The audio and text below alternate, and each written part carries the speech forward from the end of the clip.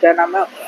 हमारा नाम लक्ष्मण भारद्वाज है। कहाँ के रहने वाले? ग्राम शाहबाजपुर, पोस्ट उल्टा गाँव, थाना सिधारी।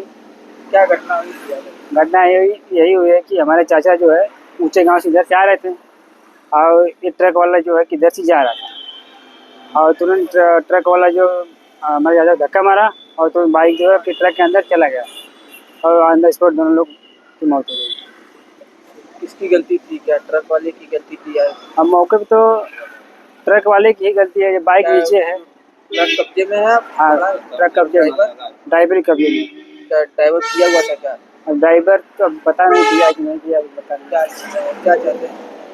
क्या चाहते हैं हम लोग की जो मांग है, हमारी मांगे पूरी हो और क्या। अब तो जो चला गया वो तो मिलेगा नहीं, तो जो हमको न्याय मिलना चाहिए और पूरा परिवार की गलती थी। ट्रक वाले की गलती।